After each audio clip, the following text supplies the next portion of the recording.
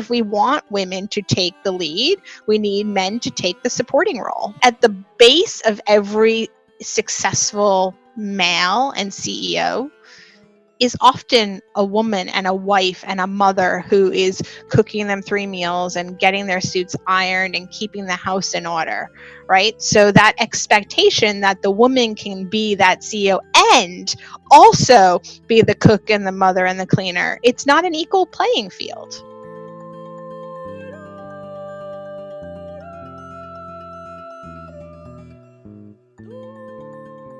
I think there's the listening and the hearing and just being a source for someone to talk to and to absorb. I think women are absolutely better listeners, and I think that's a superpower.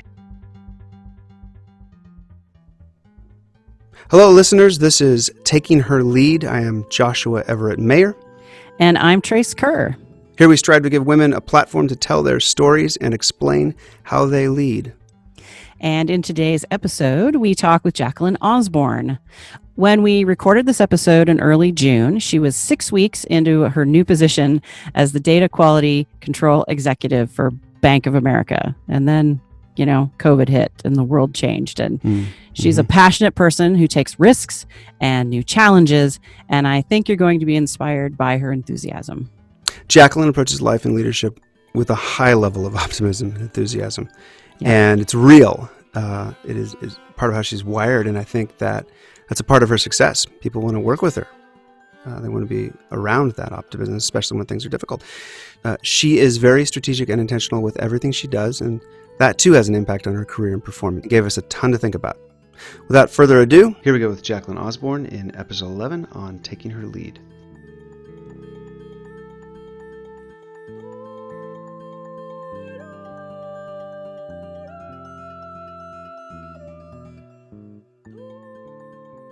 Jacklyn, welcome. Thank you so much. I'm so excited to be here. We are so excited to have you. As we've said, we've been looking forward to this for quite a while.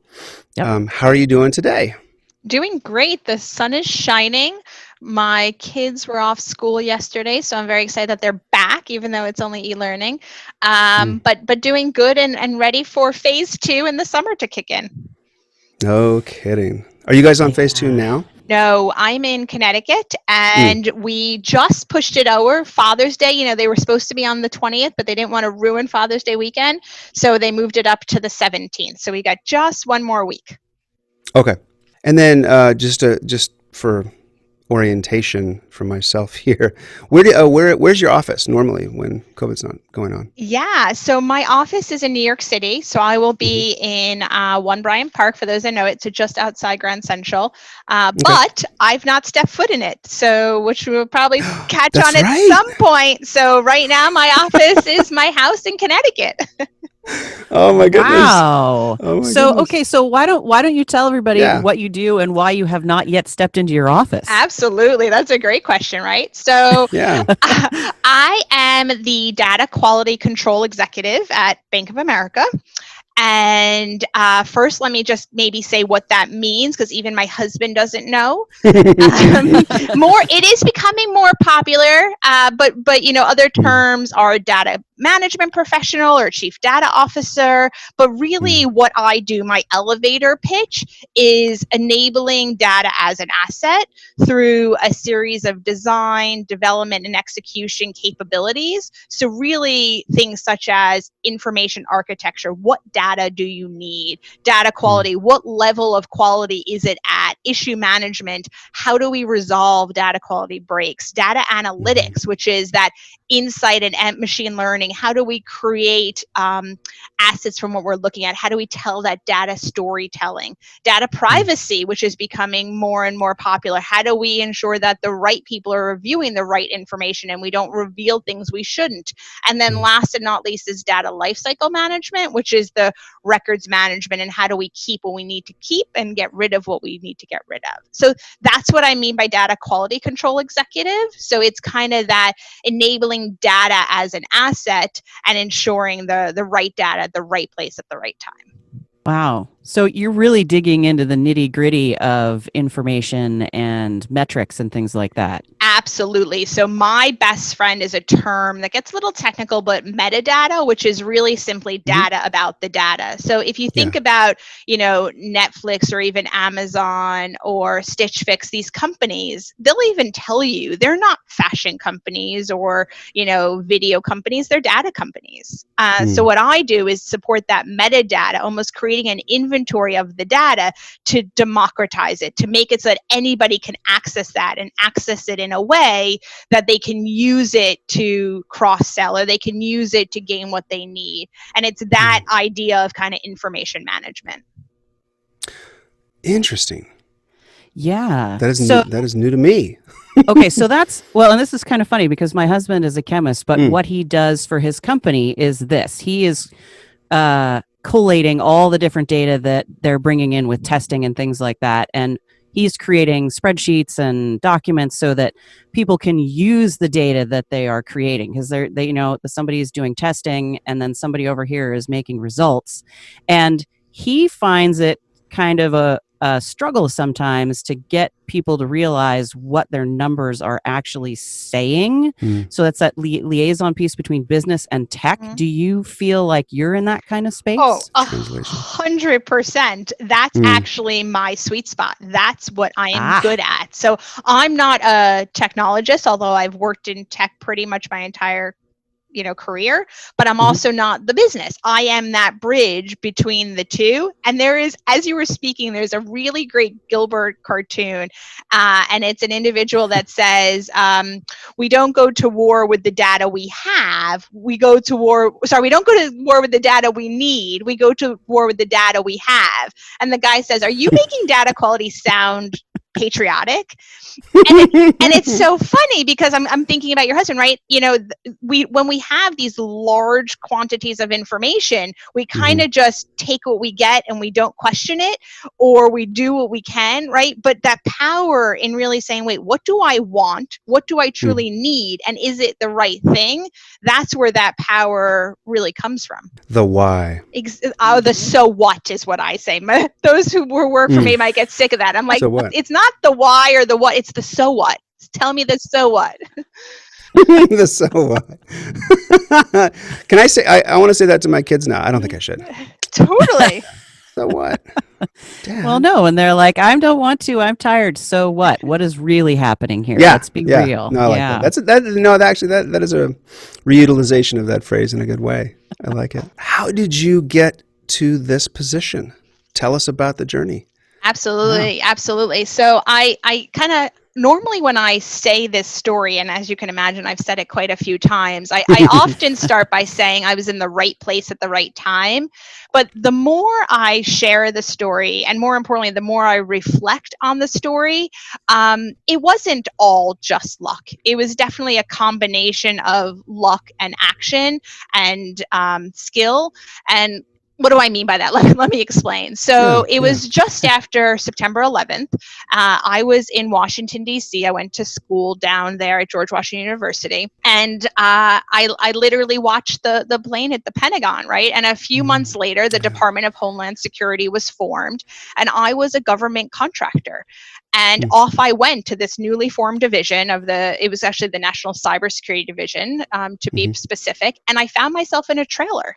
It was kind of, they were everything was new, build it as you go type of method. So I walked in, there was air conditioning and there was desks, but not much more. I sat in my swivel chair and I swiveled around to the person behind me and I simply said, how can I help you? He turned out to be the director of the National Cybersecurity Division. And, from that point on, he was very happy for me to help him that day. And he was very happy for me to help him the days after. And I kind of just, embraced that and started to take on new things and do more and learn. And that's kind of been my mode of operandi ever since then, is kind of this, how can I help you? did that for a few years. And then, the other thing I kind of once heard and did is I never wanted to settle. I didn't want to do something just because I had done it the day before. So every few years I'd ask myself, what do you want to do when you grow up? Do you want to be an information security professional, as an example? And the answer then was no. And so I moved. I looked for the next role, brought me back actually into finance. So after that, I moved to UBS, where I took on a series of roles, and I was always open to that, right? Of course I started information security because that's how you got your foot in the door, but I took on outsourcing and offshoring, and I did governance, and I did data policy. I then actually had my first child, and I didn't want to travel, so I actually moved to the data operations team. And it was kind of one day where I realized, wait a second, I'm building these shiny data platforms, very heavy reference data centrics, as I said earlier. I think client master, account workflow, product master. And we had such a great focus on process excellence and technology excellence, but there was very little in the way of data management. So I made a proposal, and I pitched to create a set of data policies and to try to create the sense of quality. And they bit, and they accepted it. And I started drafting the policies at UBS, loved what I was doing. And then a few months later, out of the blue, a recruiter called me from HSBC. They were looking to hire a chief data officer. And mind you, this was probably 8 years ago. It wasn't a hot thing. I didn't even know what a chief data officer was. I think someone's told me I was the 10th chief data officer. When there is now 10 at HSBC, more. So that has grown immensely. But I said yes. And I think the main thing for this journey is that I was scared. I definitely thought it was above me, and I didn't have everything I needed, but that didn't hold me back. I focused on what I did know, and I knew that if I didn't, I could learn it. And I moved to HSBC. I was there for 8 years. And again, last year, a recruiter reached out to me and said, I have this role at Bank of America, and I thought you would be interested. What do you think? And, in that same spirit of keeping an open mind and wanting to take on new challenges, I had the call. And here I am, as we said earlier, in the middle of a global pandemic, starting a new job. And while there's days I'm drinking from a very high-flowing fire hose, I love it. I genuinely am excited to be here. And, I kind of think it's been true to those very first days of how can I help you, and trying to learn and pick up new things. Trace, I bet you have something on the top of your head. Well, yeah, I was going to say that, okay, yeah, there is some luck, like you just happen to be sitting in the right chair at the right time at that one moment. But I feel like for a lot of people who are reaching as high as you have reached and continue to reach, it's about risk. It's about that willingness to put yourself in an uncomfortable place and kind of work through it. And I think that's what generates each step along the way. What do you think? Oh my God. You must be like my soul sister or something, because I swear I couldn't agree more, right? And that's why I no longer say I was in the right place at the right time, because I could easily have just continued to sit in that chair and do what someone told me to do, right? I had a task in front of me, and I could have done it.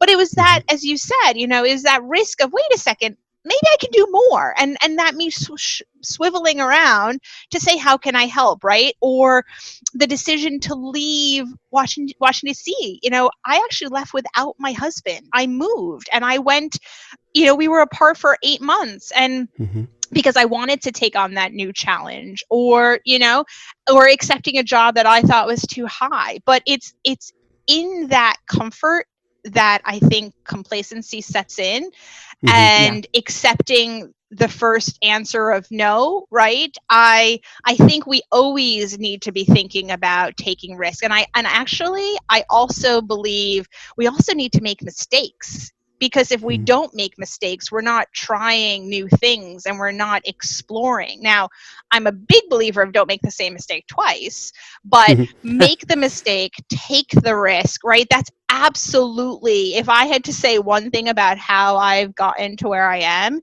it's about that willingness to take on new opportunities, and to always try to grow and learn. I try to make the same mistake about a dozen times in a row. I find that is helpful to me. And then saying it out loud on air is very helpful. It clears it. It's like, okay, no, this is real. I bet your wife loves it as well. She is. We're not going to go there. She's a lovely person. She's amazing. She's saved my life so many times. Speaking of spouses, would you be willing to just chat a little bit about your husband? What does he do? Yeah, sure. So I am probably in the minority, I think, in this case. So I'm the breadwinner. My husband does work. You wouldn't know that in the pandemic, but he is a personal trainer. My husband's a former soccer professional. That's how we met. Yeah. He's actually English, and he came over to play at our college where he was academic All-American. Then played more. So he's definitely a health and fitness buff. He's doing a few virtual sessions, but health and fitness, I think, has been one of the areas that has been mostly impacted. So the benefit to me is that while he's been able to look and help with the kids, we do have 3 kids as well. So, and they range from 11 to 2, which is a full-time job. So you have a blog, 52 Weeks of Me. And it's kind of your journey. Well, like tell us what that's about. Sure. That was a lifesaver is what it was. And 52 Weeks of Me was really that epiphany, when you have that aha moment that this isn't working. My life balance is not working. And I kind of I even want to copyright this concept of life balance. And I call it the life pyramid because I don't think it's just work and life, that traditional scale we hear and talk about. For me, it wasn't. For me, it was more than that. So this pyramid of family, life, kind of the self and work is really how I look at it. And when I did my allocation, my family was 29%. My work was at 60. I've got to get was 70, 80, 90. And I was at 1%. Get my math right. And it was that epiphany that if I don't put my own oxygen mask on, how am I going to, keep others afloat? And how am I going to bring my best self to the table? And it's through that journey where I kind of set a goal to increase my self allocation to 5%. And I did that through committing, I know, big one, right? Big stretch. Yeah, well, but I did baby steps. But I did that through committing to do a form of self-care every week. And that was where 52 Weeks of Me was born. We are now on week 29, if I'm not mistaken. And I love every minute of it because the past weeks help to get me to a state of confidence and comfortable and being at my best self, and especially with the pandemic and being able to manage my stress levels and anxieties. So I am a huge advocate for work-life balance.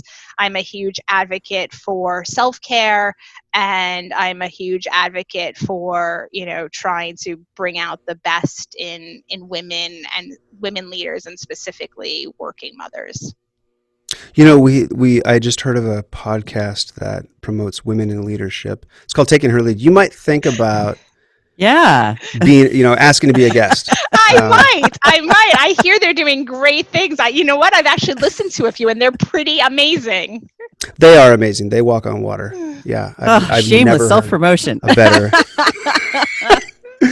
I wanted to ask, what were some of the indicators that told you, hey, this isn't working, 6 months ago? Great question. And I think this is where we start to get into kind of that uncomfortable territory, because we don't like to acknowledge, and I'm pretty sure it was either May or June, I should know this, is Mental Health Month. And I think, when we think about our mental health, we all like to think, I think especially women, that we've got it covered. We're good, we're doing it. But honestly, while I was never, medicated, I think looking back, I was clinically depressed, right? And it was at that point where I started to realize that I needed to do something. So to be specific, some of the indications were I had gained weight. I was, finding myself living task by task, like just checking the box. I was finding myself, not able to laugh and have fun and kind of enjoy the moment. Everything was just a routine. And I found myself tired. I was just, when I wasn't working, I was almost wanting to sleep. And it was kind of those indicators were the easier ones. The ones that were harder was work, where I wasn't bringing out the best in my people, or I had confidence issues that I wasn't. And I think those were that cascading impacts that were harder to see. How did you come to recognize that it was depression / did you Google some things? Did you talk to some people? What led you down that path, especially to the point where you took some action that helped bring some healing? Yes, I'm going to be very honest. I was very lucky. I think some of myself, as well as my managers at work, recognized, and I actually had started seeing an executive coach. And it was through that executive coaching session, there was an exercise we did called the negative self-talk. And, he kind of asked me the question of, give me all the list of that negative internal dialogue that you say to yourself. And my list, I took a picture of it because that was the turning point. It was so amazing when I said them out loud. I wrote them down. I read them back to myself, because it was all in my head, right? There was things such as I don't have a seat at the table, or I don't get the best out of my people, or I don't fit in the moms group, right? Things on all sorts of things. But honestly, none of them were true. Like the reality is no one was thinking that, it was all in my head. So that exercise of writing it down, and more importantly, transitioning it, and we kind of go through this example of releasing the barnacles.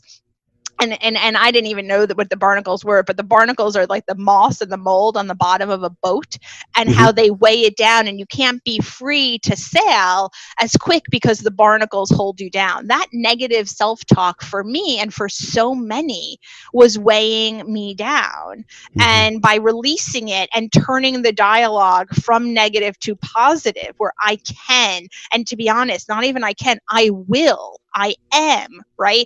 That freed me to be, and to see that change was needed. And I will forever be grateful for that exercise. And that list sits with me, and actually it's printed and it's right on my desk, hard copy, because that reminds me of the person that I was, and the work that I'm doing to not return to it. I have a follow-up question. Was that the first instance that you've experienced depression? Yeah, I think so. Now I'm going to say I think so, because there's you don't know. Right. But definitely to my state of awareness, yes. I've always been kind of a working mom. I've always kind of been on top of things. Now, have I been my optimum best self as I am now? No, I don't think so. Right? There's things by making that conscious attention that even then, when I wasn't depressed, I could have been better. But I think that was probably the lowest point I've probably had hit. In talks with my wife over the years, she and I've definitely heard this from other women, has experienced at times feelings of guilt because she's not there with her babies, and more when the boys have been a little bit older, not able to put that time in and connect with them. And I think she's very just kind of an amazing person. I think she deals with it really well, and she does invest a ton in our boys, which I don't understand how she pulls that off, but because I can't. But I'd like to know, have you experienced those feelings or thoughts, and how have you managed that, and what's your perspective on that? Honestly, that is the number one challenge, I think, for women, but more specifically working mothers in the leadership realm. And I think it's specifically, it's ourselves, the whether it's the guilt, as you've said, or the concept of perfection and trying to have it all, or the negative self-talk and confidence we've just talked about. All of these are things that traditionally, I think men don't face as much as women do, right? That society pressure. I mean, look at COVID right now. Like you just said it, right? How many working women are trying to be the role of the cook, the housekeeper, the teacher, the babysitter? I know I'm cooking 3 meals a day. Even now. Yeah, I said bread, we're still cooking 3 meals a day. Right, trying to do it all because that's what society says we should do, and that's that guilt of not doing. And I know I've had no nanny, no help coming back in, and that's been hard, right? We need to get to a point where it's okay to outsource and it's okay to ask for help because it's okay for the man to do it. Why isn't it okay for the woman or the mother, right? And I think that internal, the pressure we put on ourselves via, some form of society expectation is absolutely one of the hardest challenges of a woman, and, especially a woman who is also a mother growing and working the way through leadership. Yeah, I'm thinking of I have a friend who was telling me one day that she said, the kid has to go to the dentist appointment in the middle of the day. And in this couple relationship, it's just assumed that she is going to take time off from her job to take the child to the dentist. And I'm thinking of someone who, well, let's see, I'm sitting down with a bunch of bank executives in New York City. I cannot take off the afternoon. And just like that conversation, does that even happen among the male colleagues? It's a double standard that is really unfortunate, and it makes all people feel bad about the situation. Well, at least moms feel bad about the situation. Totally. This concept of mental load is one I think now more than ever we need to explore, because it's not even just going to the dentist appointment. It's the knowing that it's time to schedule. It's the scheduling. It's the remembering that the appointment is today. It's the follow-up with insurance, right? Those things are also so time-consuming and mentally draining. So on top of everything else is yes, and truth be told, I am the one that does majority of the dentist appointments, although I didn't do them last week as things started to open back up. I did outsource or delegate that. But I still scheduled, I still did the planning, I still remembered, I had the masks out to make sure they knew the camp forms that needed to be dropped off, right? So we do need to realize that there is a lot of that, and there's been a lot of attention recently, and Fair Play is one of them. But books that have been written about, how do we change the roles of the house rules, right? And that's a hard topic. I'm going to be honest. I'm not great at it. I love tips on it, but I do think, as we move into the next century, right, that these are the type of things we are going to need to change as a society if we want more women in leadership and we truly want to change the pyramid of the women on the bottom and not working their way up to the top. Wow. So then, in addition to that, what other kind of challenges do you think women in particular run up against? I think if I was to add one more that maybe we didn't talk about, but is how do I say this? The acceptance, or those that are like me, right? The amount of times where I'm at a table and I'm the only female, or the event of the evening is golf and I don't golf, or even drinking and I don't drink, right? So it's that societal acceptance of how do you build network in a boys club?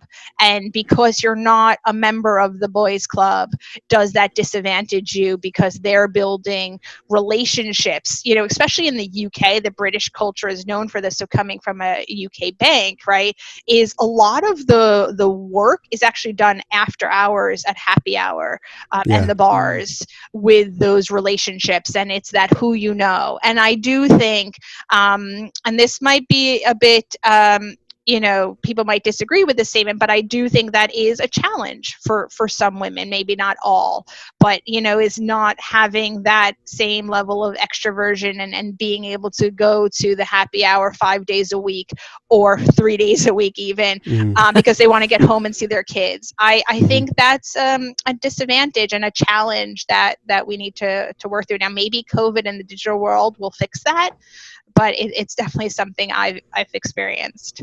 How have you overcome those kinds of situations?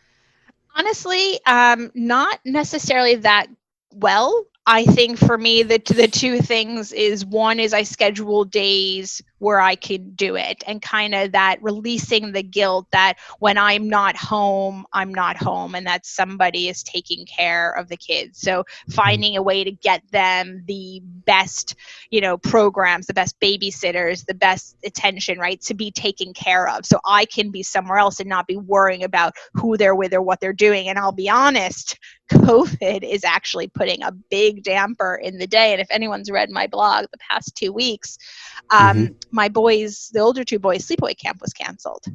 And for me, that's really hard because that's 7 weeks where they have nothing to do. And I know I'm not at my best because I'm worried about what they're doing. So I kind of answered your question with a problem because, to me, the way I've compensated is by giving them that place. So I know that they're taken care of. And now we kind of need to start all over again when there is going to be no summer camps and there's going to be no activities this summer. So that's creating a space, literally a time and space for you to be able to attend said functions. Have there been times when you're there at the bar, at the restaurant, on the golf course or not, when you're not on the inside?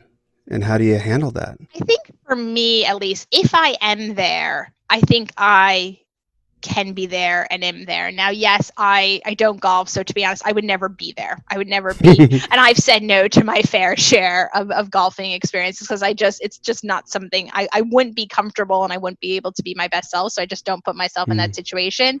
But if I am actually at the event, I absolutely wholeheartedly make the best of it. And that is where I have learned to separate the two. I'm not multitasking and kind of thinking about the what ifs. I do go all in. And the one tip or the trick that I have, because I'm not naturally extroverted, is trying to find and know one or two people there and almost pre-script who I'm going to talk to and kind of conversations to talk about to keep things flowing. That's been one of my tips to kind of get through the larger conferences or organizations where I might be a bit out of my comfort level. I'm so glad to hear you say that because I do that too. And I always feel kind of a little weird doing it, but it works. It works. Scripting it out ahead of time. Oh my gosh. It absolutely works because if you go in, and this is definitely, one of the skills, if you go in and you're scared and you're already negative, again, that negative dialogue of, I have no one to talk to, I'm going to have nothing to say, I'm going to be sitting by myself, you're not going to make the best of it, right? You need to go in there knowing, I have so-and-so to reach out to. I have so-and-so to talk to. And you need to take that accountability and the ownership on yourself and not wait for it to come to you, because waiting is going to be you sitting in the corner or worse, leaving early. And, having that agenda, if you like, helps keep me active. Well, and I want to respond. Being a stay-at-home parent is hard. Oh my goodness! I was for many years in leadership. I was the one who was working 80 hours a week. When my oldest was born, the year he was born, I hit a couple of weeks where it was well over 100 hours in 1 week, and I was definitely a workaholic at that time. I got better at that, but still, 60, 70 hours a week, intense leadership positions. And so my wife did, while she would work per diem, a day here, a day there, a day a week sometimes, she did the brunt of managing the house and raising the boys. And I've partnered with that more over the past year or so, but then when COVID hit, and given what she does, things intensified for her. And so it's been 95% me at home. And it's just been this wave of, when you're talking about, as a woman, the mental burden, the mental load of knowing all of the things that need to happen. You might not be doing all of them, but you're holding that all in your head. I'm starting to, and I'm just going to be honest, it's overwhelming. It's a lot, isn't it? Welcome to this side of the plate. I was just saying, welcome to the club. You beat me to it. Yep. It is overwhelming. And so when you're talking about things that you're doing for self-care, I'm taking notes. But I need to be honest, and I almost, I'm glad I have the opportunity to say this. Thank you for stepping up to the plate, because I equally think there are so many, men and parents and fathers who haven't, right? So your wife is super lucky that you are taking on those things and you are willing to, get into that uncharted territory, because that's what we're going to need, right? We're going to need more stay-at-home dads, and we're going to need more men cooking dinner and men scheduling appointments. And that is going to be the main question and the main test to, do we have truly inclusive leadership, and do we have true diversity? Because without that, I'm sorry, but that support system, women can, and mothers maybe more than women, we can't be at our best if we're worried about what's happening at home. There's often, because of the nature of this program, we're talking with women about breaking the glass ceiling, or trying to break the glass ceiling. And, and everything that we've talked about so far, I think to varying degrees fits within that. I wonder if there is sort of a parallel, or there's a reflection, if you will, between the challenges that women face, the fears, the pressures, the pushback, the being overwhelmed, all of it, and when a man takes on parenting at home, and the fear and the pressure and being overwhelmed and all those different pieces. And I think I know one other couple I know two, where the man is a stay at home. And when I've talked with them, they're in the same place as me. They're like, yeah, I'm getting better, but this is totally flummoxing me. And, we're hearing that so much from the women that we're talking to on the other end of things in the professional world.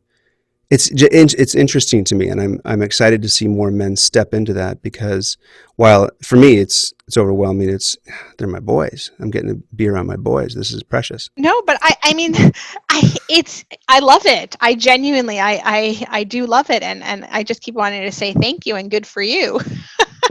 Thanks. Because I think it's critical, right? And going back to the taking her lead, right? If we want women to take the lead, we need men to take the supporting role, right? At the base of every successful male and CEO is often a woman and a wife and a mother who is cooking them 3 meals and getting their suits ironed and keeping the house in order, right? So that expectation that the woman can be that CEO and also be the cook and the mother and the cleaner, it's not an equal playing field.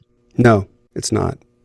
Jacklyn, what are some powers and abilities that you think women naturally, uniquely bring to the table in leadership? Oh, I love this one, right? So I think the empathy is absolutely the one of is the number one, right? And and we'll talk about more, but let's just talk about empathy for a second, because I think especially now we see it, the how are you feeling, are you okay, right? There is so much hurt, and there is so much negativity, and there is so much sorrow, whether it's the the racial injustice or the global pandemic. And that empathy, that willingness to ask how are you, I think women are much more open to that, and not even just to ask the question, but to truly listen. I think there's the listening and the hearing, right? And just being a source for someone to talk to and to absorb. I think women are absolutely better listeners, and I think that's a superpower. So to me, those are the very best two. But I think you can also add other things, such as building relationships, or creativity and kind of artistic abilities. That's why I think you see so many in the arts and the science, right? Going back to the empathy, I think that's why so many of the first liners are women, right? The nurses specifically is a very, very heavily female dominated field. The caretakers at the old age, at the nursing homes, all because of that empathy and that willingness to help other people. Absolutely a woman's superpower. And then for me, I think it's also, and that's why I think in my field, so CDO and data management, it's actually very heavily women compared to other tech fields. And I think the reason for that is the attention to detail.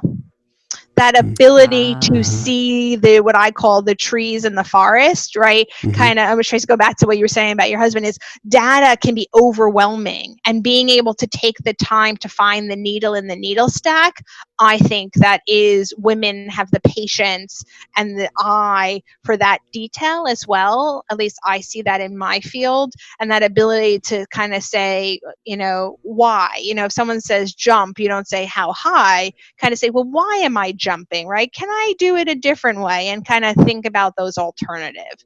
So I kind of felt like I just gave a little bit of a laundry list. Hopefully it didn't come across that way, but I think good. I think those are some of the, those distinguishing characteristics that women have in their toolkit that they really need to bring to the table and help to differentiate as a core strength.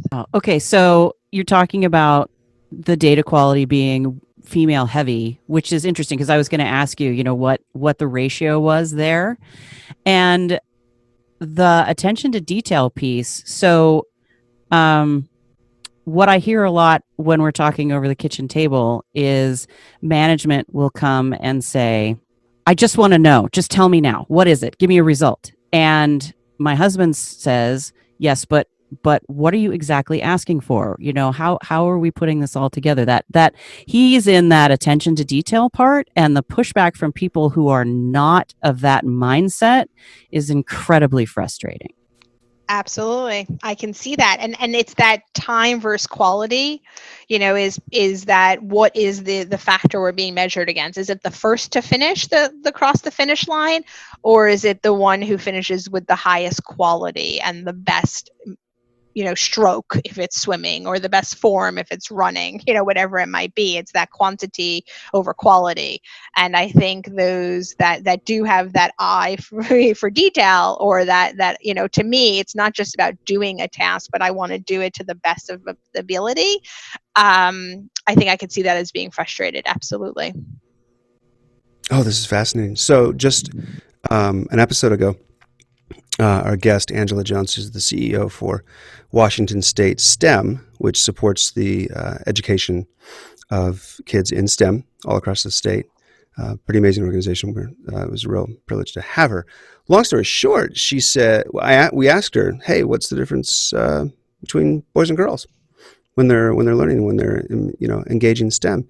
And she said, boys will come to a problem, and let's say it's it's a structural thing. They're building something, and maybe there's a time limit for it, and they will start building. And she said women will look at it and ask, why are we building this? And then start building.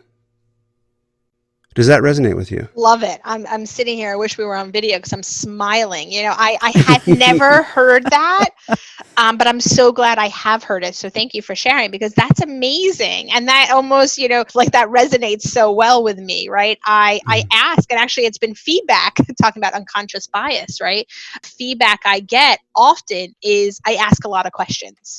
And that's perceived as a negative. And I had to go to HR and say, I just want to make sure I understand this. You're telling me my issue is I ask a lot of questions. Do you want me not to ask questions?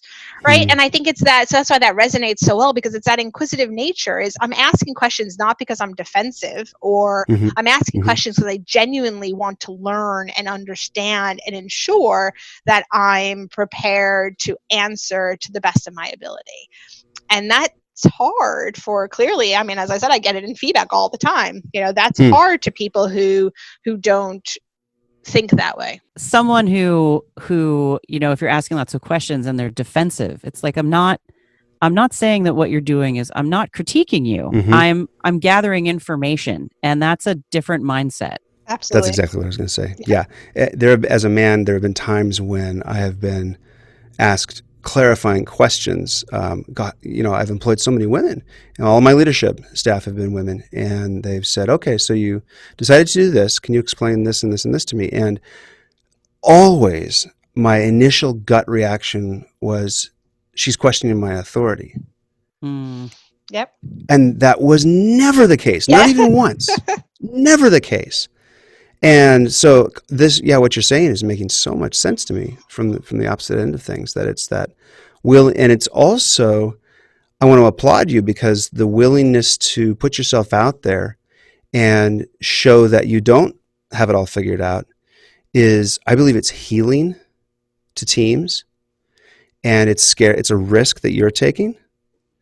And I've seen my female staff do that often, and I've tried to learn from that, because I think it's very powerful. Yeah, I think the other thing I see as well is that truth and transparency is, I have a tendency to be very truthful and I can't play poker, right? I don't have a poker face. And I think, so don't sign me up for anything. But I think that transparency is also sometimes scary or intimidating, because I will say, if I don't like something, or I think it can be done better, I'll share that rather than ignoring it or trying to work around it, right? I'll put the elephant on the table. And for me, having the elephant on the table, you can address it. And very similar to, that's why I love that the STEM example. So thanks for sharing, is like, if the problem is here, let's talk about it, right? If no one knows what the problem is, or we're just going to hide and pretend it's not there, how are we ever going to solve and be better, right? So I always look at it from the constructive point of view of, it's good, but even better if. And I think sometimes, as you rightfully said, it's taken as negativity or, defensiveness, and it's never the intent. It's help me help you. Let's work together and let's be even better. How do you make allies when here you are, you're new to B of A. How will you make, not that you're there and there are enemies, but in establishing yourself and growing your network within the organization, how do you make allies for your mission, for yourself, for your personal, professional journey, and for your work? Actually, I'm going to answer with a slightly different question, because it just resonated something. I sat down with a very, very senior woman at HSBC. She's actually the head of one of our business lines, which is almost unheard of. And she said to me, how have you gotten where you are so young? Not to bring age into this, but that was her question. And I didn't have time to prepare. And my answer was, I deliver. And I'm going to answer your question in the exact same way. So for me, the allies are not around superficial fake friendships or the boys club, as we talked about earlier, having a drink. To me, I create allies through delivery. I offer to help, and I do help. So I shouldn't say that. I try not to overcommit and underdeliver. I really try to take on projects that are meaningful but achievable. And I try to create my allies and my partnerships through actual activity, right? Not some superficial conversation. So I hopefully that resonates. But for me, it's so important that, and I think that's one of the reasons why, I've created these lasting friendships. All my past bosses are still friends, and they're friends because we've created that partnership over the years through, you have a problem, I just want to help, let's solve it, and I can solve it for you. And to me, that's how you create the allies. I'm clapping very quietly. Yes. Well, and that's helping me understand some of my own behavior again, because again, as a man, I bring this aggressive piece, which Trace and I have talked about a lot. No. Yes. And so my initial response to to needing to work with other people, and especially when we disagree, is to push back. And I have learned to reorder myself and reorient myself to be more asking how I can help rather than simply pushing back and saying, I don't like that, I'm not going to do it. And so I'm learning from you as you're saying that, that there's a different approach. And at the same time, I've seen that with women, and I've seen a lot of the aggressive, no, I'm going to do it my way. This is the right way, from men that I've interacted with in the professional world. So I'm going to be very transparent, and you didn't ask me this, but another one of my feedback, in addition to asking many questions, is, and I did this during the campaign. I almost wish the unconscious bias campaign as part of International Women's Day and Month. I am often, or have been, perceived as aggressive. Absolutely. I have been called aggressive many times, many times, and I suspect I will. And the funny thing is, I know I'm not. I am not an aggressive person, but what I am is passionate. I love what I do. I give up being at home with my children so I can do it, and therefore I do it to the best of my ability. And that passion, oozes out of me. And with passion comes loud. I get excited. I ask the questions, right? I get into it. And I think that's the difference in the work environment that we need to consider, right? That behavior is coming from a core of passion and excitement and desire to solve a problem. And I just wish that we almost could wear things on our sleeves that kind of show that, because it's, I get that it's intimidating, and I also have to soften my approach. But sometimes softening your approach makes you lose who you are, because you don't ever want to lose that passion. So I just, I think it was something you said, but that just resonates with me, because it's so important to be your authentic self. And trying to find out how we can be that passionate and engaging leader while also not having the element of that unconscious bias of being aggressive or argumentative or a bitch, if I shall say it. Go for it. Yeah. Well, and the word you just landed on, the word aggression is loaded. If I'm with some other male friends and we're talking about pushing and passion and getting things done and achieving, the word aggression might come up, but if it doesn't mean much.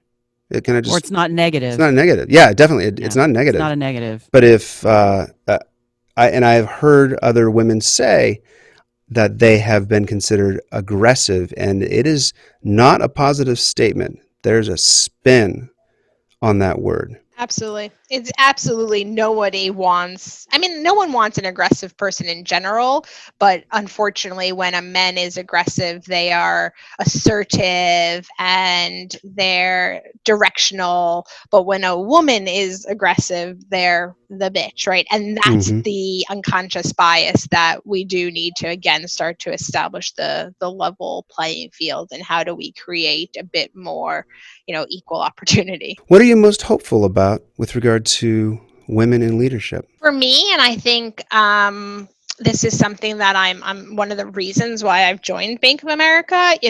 I'm hopeful to one day to not be the only woman at the table, and I'm hopeful one day to be part of the change in bringing up and rising more women leaders. And I'm hopeful that we no longer have to talk about, women's leadership or, diversity and inclusion, because it's just embedded into the culture and the norm. And that's what I'm hopeful for. And, and I really believe that it's going to take effort and it's going to take time, but the 2020 boards or all those organizations, I'm huge advocates for, and I really hope that we and it and them are successful. Are you seeing change in that hopeful direction? Small, small, but I think it's also very company specific, right? I think that the amount of women, so from a pure number of female graduates or from a pure workforce perspective, there's a change, right? Those numbers are very hard to not be on the 50-50 or 40-60 range. But the top, that upper echelon, that still lags behind. Yeah, a lot. A lot. And I think that is where there is still a huge amount of opportunity to do more, and where we need to see some grassroots efforts. This may fold in with some of the things that you're talking about, but correct me if I'm wrong. I think I just saw, I think it was on LinkedIn, that B of A pledged, was it $1 billion toward equity? Yep. Yeah, absolutely. And it's a bond, and it's to be used for those social causes and for those communities that can use it the most. And I think that's amazing because it's not prescriptive. So it's not, okay, that $1 billion is going to be allocated here, here, here, and here, right? That actually is not known at this time, but there are guidance and criteria that will need to be met for it to be allocated. And I think that's exactly the type of things that we need to be doing, because that's how change is made, right? We need to find those underrepresented areas and invest in them. The number of women, and I don't have the stats, I almost wish I did, but the amount of women business owners is huge. The amount of women business owners who get capital and financing, it's so small.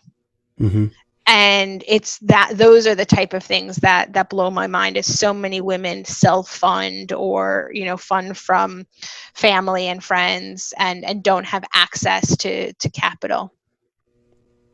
Taking the action of allocating that kind of money for something like that, to me, sounds like it would be driven by empathy.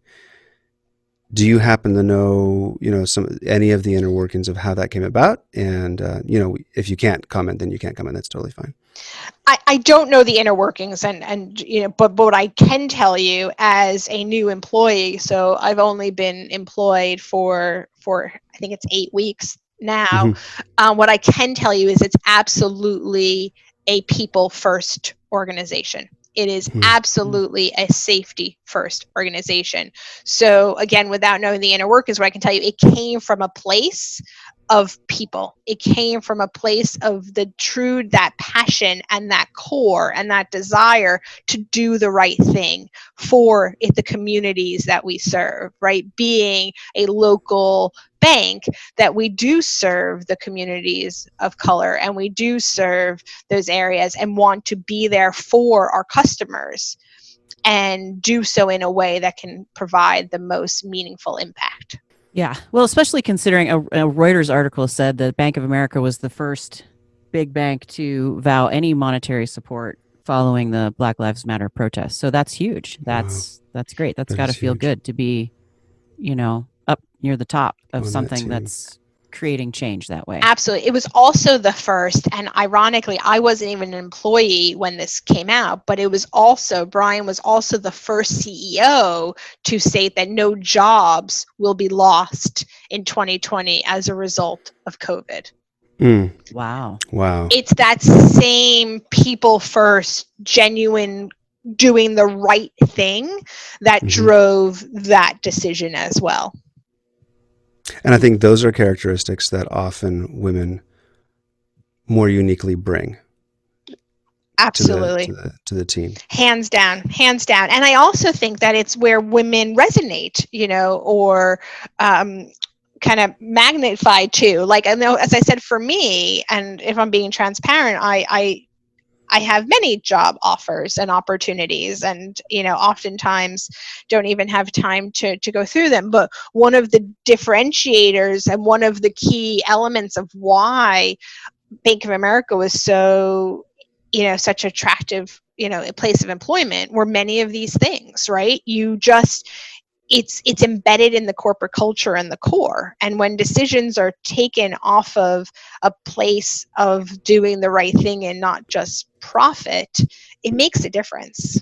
Mm-hmm. People want to work for that type of organization. People want to work for a company where they do feel valued and they do feel respected and they do feel as if they have a voice and are being heard and listened to. What do you say to the young woman who wants to get into leadership and has some of the capacity and the talent? Absolutely. The first thing I would say, hands down, is you can do it, right? That affirmation that it is possible, that affirmation that when there's a will, there's a way. And I remember, back to my days at UBS, when my boss's boss, right, the head of our department, who was absolutely one of my first sponsors and advocates, she brought her children to work.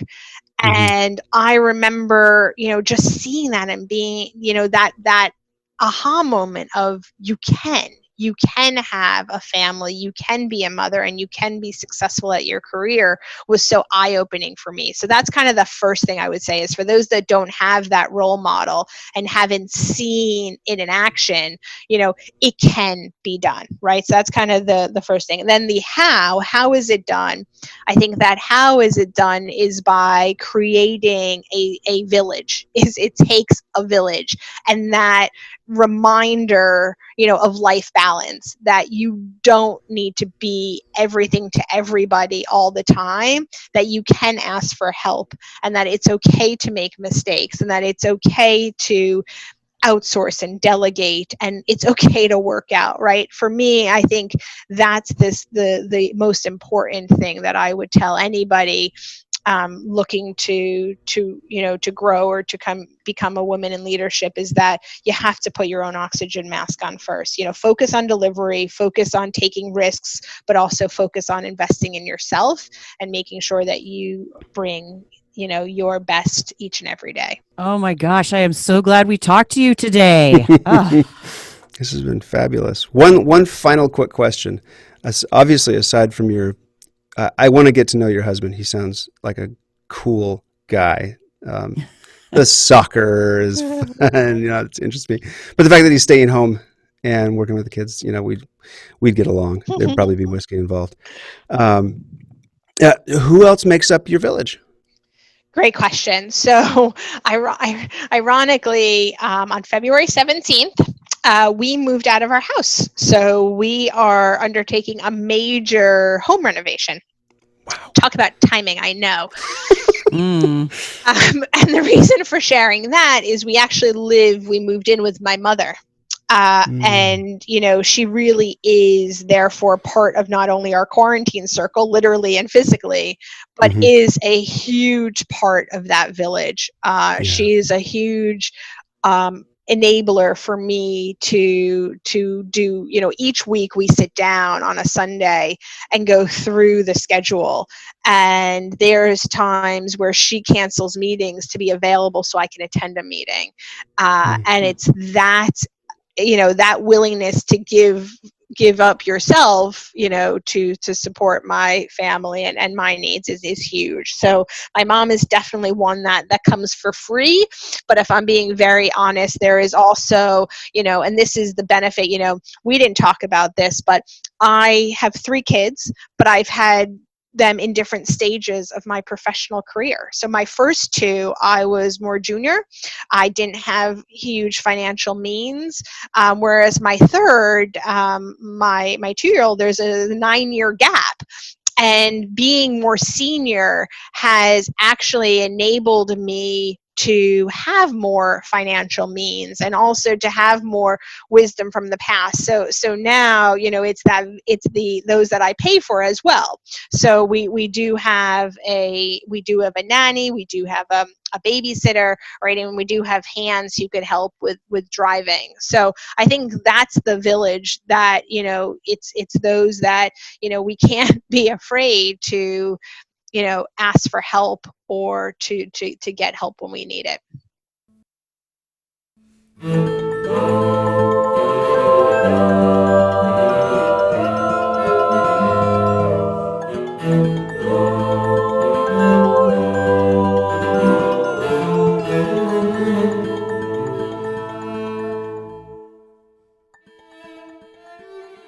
I learned a lot from Jacklyn. This was a fun and valuable chat that we had with her. She brings, I think I want to say, a calm confidence and yet a willingness to make mistakes and learn from them. That's a powerful combination. Yeah. I appreciate that she talked about everything from parenting and working at home during COVID to navigating intense work environments across multiple industries. I could personally resonate with that. That was pretty cool. Yeah. And I hope that others can as well. She's risen to a high level of leadership in a very large and impactful organization, and I am certain Bank of America is grateful to have her now. Yeah, and for me, often one of the things she talked about, the process of networking, and it often feels forced because I've never really been able to put into words the kind of philosophy that I have, how you authentically connect with others. And what Jacklyn said about creating allies through delivering on action struck a huge chord with me. Helping others, asking, how can I help you? And then really listening to what they need is so important. And I'm so glad that we got to talk to her. As always, our episodes drop every second Tuesday. And if you like what you've heard, please subscribe, rate, and review us on iTunes. It really helps. Of course, we do have a link to Patreon on our website, takingherlead.blueberry.net. And any contribution you make helps a ton. Tracy and I are very passionate about this mission. We want to see this go forward. And stuff costs money. It's not free. And it would be great to have your contributions. And that's a way for you to partner with what we're doing. We'd also love for you to connect with us on LinkedIn. And you can follow us on Twitter at @her_taking. Also, when our episodes drop, especially on LinkedIn and Facebook, when we post them, please comment. Give us some feedback. Promote it, share it. There are a lot of ways that you can partner with what we're doing. Our theme music is composed by Emily Lau, and the beautiful logo that we have was designed by our creative director, Elizabeth Pierce. For all the women who are in leadership and all those who want to be, our hat's off to you. This is Joshua Everett Mayer. And this is Trace Kerr. Talk to you soon.